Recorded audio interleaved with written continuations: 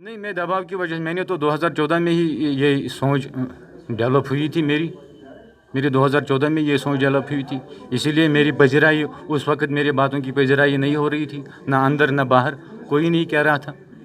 मैं दबाव की वजह से मेन स्ट्रीम में नहीं आ रहा हूँ। हाँ, पॉलिटिक्स करने का शौक़ रहा है। इतना शौक़ था कि जमात के प्लेटफार्म से करूँ, लेकिन वहाँ प्लेटफार्म मुहैया नहीं हुआ, तो हमने सोचा कि हम अलग ही कोई रास्ता देख लेंगे। हम जमात इस्लामी के बारे में हम कुछ नहीं कह सकते हैं। जमात इस्लामी एक ममनुआ तंजीम है इस वक्त, वो बैनर तंजीम है।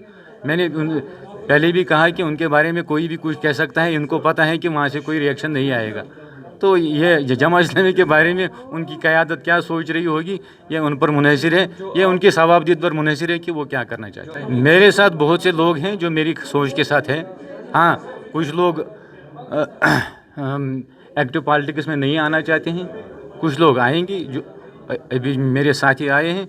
मुझे खुशी है कि जो हम वक्तन फ़वक्तन दावत देते रहे हैं, उस दावत को कबूल करके आज ये लोग आए हैं, और आगे भी ये आप देखेंगे ये जॉइनिंग्स होती रहेंगी। जम्मू कश्मीर के वासी हैं, मैंने हमेशा आपको कहा है, मेरे लिए न कोई जमात इस्लामी है, न कोई कांग्रेस है, न कोई पीडीपी है, न नेशनल कॉन्फ्रेंस है, न हुर्रियत है। जो चार चीज़ों में यकीन रखता हो, जो दहशत गर्दी में यकीन ना रखता हो, जो मुल्क के आईन पे यकीन रखता हो, जो ड्रग्स पे यकीन ना रखता हो, और जो जम्मू कश्मीर की तरक्की पे यकीन रखता हो, वो वेलकम है। यहाँ से हमारी कोशिश होगी कि हम ये चलता ही रहे, ये ज्वाइनिंग का सिलसिला, जब तक हर आखिरी जम्मू कश्मीर का बाशिंदा भी अपनी पार्टी के साथ ना मिले।